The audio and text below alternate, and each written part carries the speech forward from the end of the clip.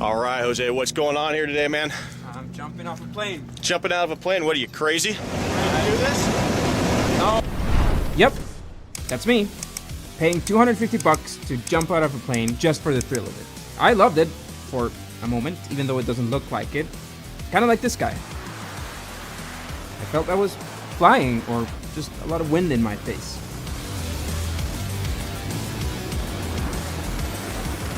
But of course, Red Bull didn't sponsor me back then. I wish I had. Red Bull sells 7.5 billion cans a year. That's close to 1 can per person in the world, because people are hooked up on this stuff and you see their logo everywhere.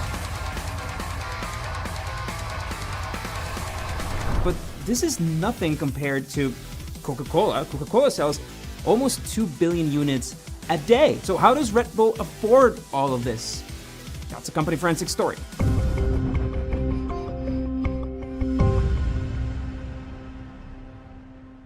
All accounts agree that it was hot as hell when this guy called Dietrich Mateschitz landed in Bangkok in 1982.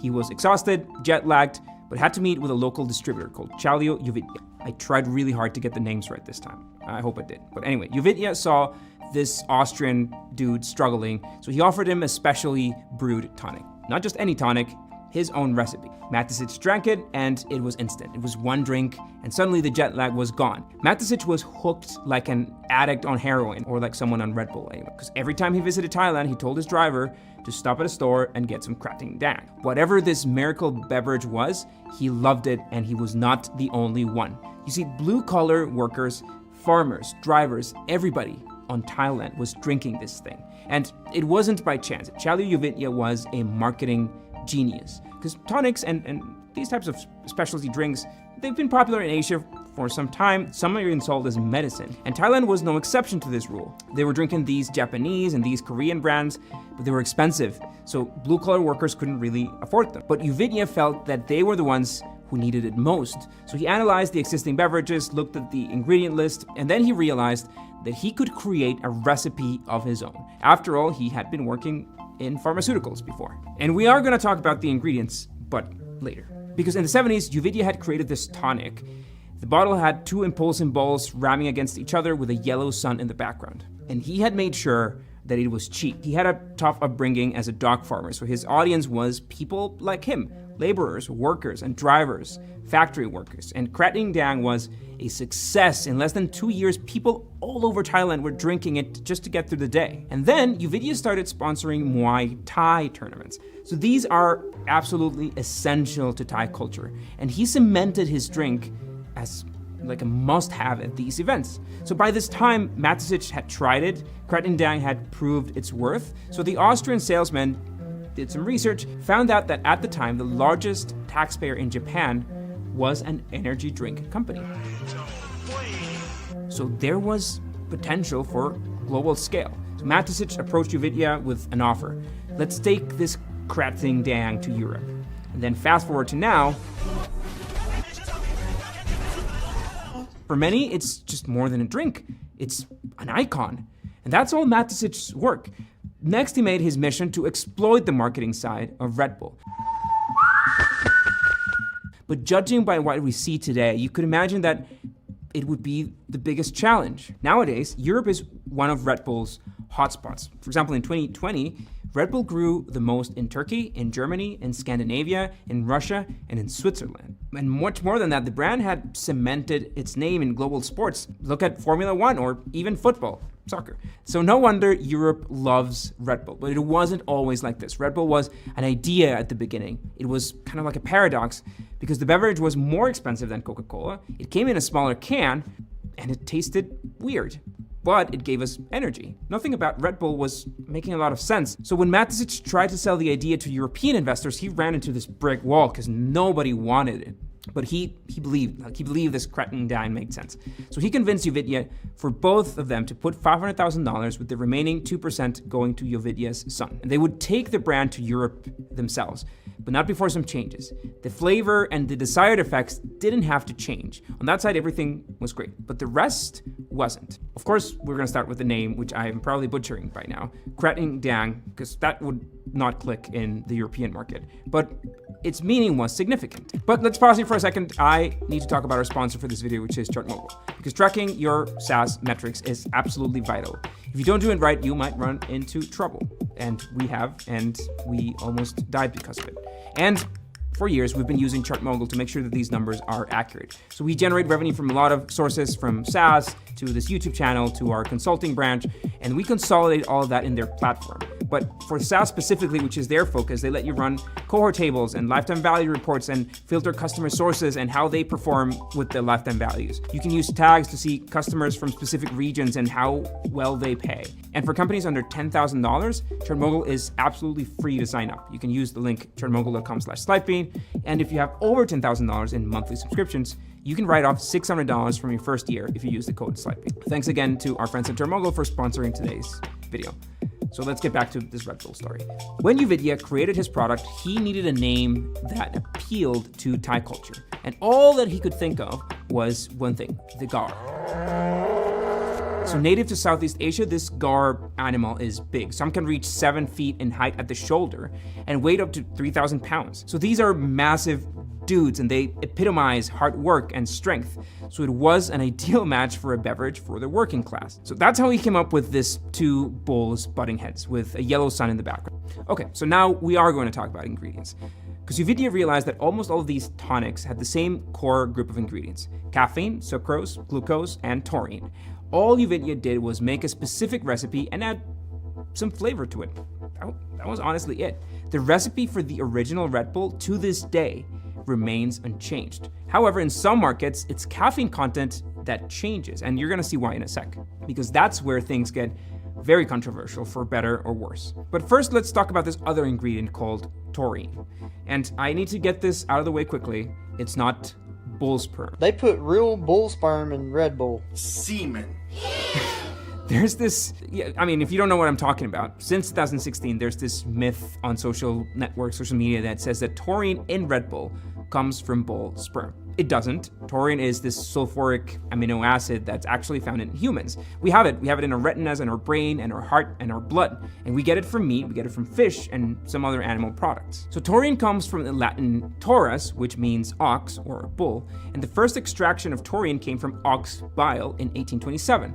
Nowadays, Red Bull gets its taurine from just the pharmaceutical company that manufactures it. So no, it's not sperm. But back to the point. Taurine is an anti-inflammatory. Plus, there are suggestions that it can help with conditions like epilepsy. Now, that of course is not Red Bull's goal, or any other drink, any other energy drink for that matter. But taurine is an energy drink honestly because of tradition. People believed that taurine helped improve athletic and mental performance. But regardless, taurine was controversial enough for countries to ban Red Bull altogether. Red Bull Cola, the popular caffeine drink, has been banned in Germany this morning. Heart attacks, strokes, respiratory illness, all kinds of things. That's the very fascinating part. There's not enough evidence to prove that taurine in Red Bull is harmful, but there isn't enough to prove that it works. It's like the supplements, right? Anyway, in 2008, France dropped the ban as it could not officially prove that taurine was harmful. And the weird thing is that the ingredients list isn't controversial in Asia at all. But in Europe and the US, Red Bull has this bad reputation. Many say that it's dangerous for your health and can even cause death. And a lot of that focus is on the taurine. But let's not forget about the other ingredient, which is the caffeine. Now, of course, caffeine is addictive. But the good thing about caffeine is that it doesn't affect your economical, social, physical health like other drugs do. You can get hooked on it, yes, but let's look at the numbers, and for this, let's look at it on an original Red Bull can.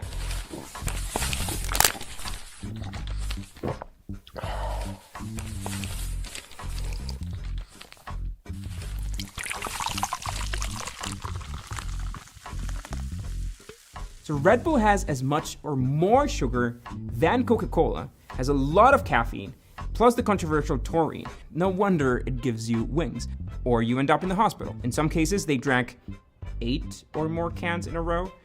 That is about 1.5 cups of sugar and 1.5 the daily recommended dosage of caffeine. So when it comes to partying, it's even worse. Ever since the 80s, people have mixed Red Bull with alcohol, and that we can agree that it's not healthy at all. even though it's kind of delicious. And believe it or not, carbonation has a lot to do with it. If you go to Thailand and try Krating Dang, and you'd see that there's no carbonation. This wasn't a thing in tonics back then. And Matisic knew that Europeans would absolutely prefer that. So that's how the world became addicted to Red Bull. Almost, because people enjoyed the beverage, but Matisic was gonna take things further. Sure, Krating Dang was aimed at workers, but Matisic had other ideas. When the brand launched in '87, he made it exotic. The can, the visuals, the price, it was more expensive. It was aimed at the elite, and the sense of adventure wasn't in anyone's mind when they were drinking Krating Dang in Thailand. They just needed to stay awake. In Europe, why not? Why not aim at the wealthy adventurers? And for this, Matisic had a clear strategy. He targeted parties and skiers and clubbers and wealthy students. Why? Because they don't want a boring cup of coffee. He also paid popular university students to host parties and just give out Red Bulls. Matisic even started pimping out some of their cars with Red Bull logos, and that's how the famous Red Bull Mini Cooper was born. It was an effective grassroots campaign that worked to perfection. In the first year of existence, Red Bull sold 1 million cans, but Matisic wasn't satisfied. Red Bull had to become a cultural phenomenon. It had to be a conversation that transcended beverage and that blew people away. And that's where extreme sports finally came into the picture. In 1989, he partnered with Gerard Bergen, race car driver. And it was a small effort, a brand sponsoring a driver, not even a team. But after that, Red Bull didn't stop. Red Bull was sponsoring everything from BMX to skiing, from mountain biking to the Dakar Rally. And then there's this stuff and this stuff. Within each sport, Red Bull made sure that they were the ones who stood out. Every time Red Bull sponsored something, it was an all-out party and some Red Bull to hand out. Even if this recipe was successful, Matisic knew that partying wasn't for everyone. So as the brand gained even more momentum, so did the scope of sports under the Red Bull name. The company leaped from allying with one driver to sponsoring a whole Formula One team. And then he aimed at football. Red Bull has teams in Austria, the MLS, and the German Bundesliga. Most of these have had great success. And that's actually part of the magic. Red Bull was into ice hockey, drifting, motorcycle racing, and then Matisic took a man to the edge of space and had him jump. Why? Because they could afford it. It's more than fanfare. Every year, the brand becomes more successful, further fueling its expansion. But let's talk about Formula One for a sec. Red Bull acquired the failing Jaguar team for $1, but Matisic promised to invest $400 million. By 2018, the team was worth $640 million, and by 2021, it had won the championship 5 times. This is all part of Matisic's strategy. I know 2021 is very controversial, but after all, Red Bull won.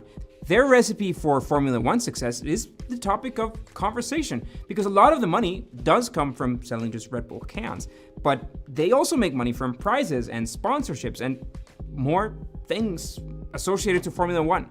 By the way, we have never talked about Formula One, but we're happy to if you want us to make a video, so let us know in the comments. And then, of course, we have the standalone projects. That includes spending $30 million to send Baumgarten to the edge of space and back. A lot of money for sure, but a 1-minute video on Red Bull's YouTube has 47 million views. What better promotion than that? It's estimated that in the 6 months after the jump, sales increased 7% and global sales 13%. That's just genius marketing. In the end, Red Bull is not about beverages. It's a marketing company, and it's excellent at it. Take the German football team, the RB Leipzig. In 2009, Red Bull purchased the rights to play in the 5th division. They renamed the team, they invested millions of dollars in it, and then in 2019, they classified to the Champions League.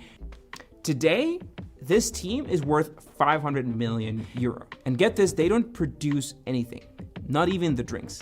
That's the job of TC Pharmaceuticals back in old Thailand. It produces the original concentrate, and then other outsourced factories just make the different flavors. Now, there's something maybe about to change, because this not producing anything model might be about to disappear. Because rumors say that Red Bull Formula One Racing plans to take full responsibility for manufacturing, producing Formula One engines in 2023. So this thing began as a drink and now makes performance car engines. But as for the rest of the products, Red Bull doesn't make the clothing or any goods they sell. Instead, they just focus on making sure the world sees, hears and breathes Red Bull everywhere. And this applies to the factory even. Saravut says that 95% of employees don't drink Red Bull when they enter the company.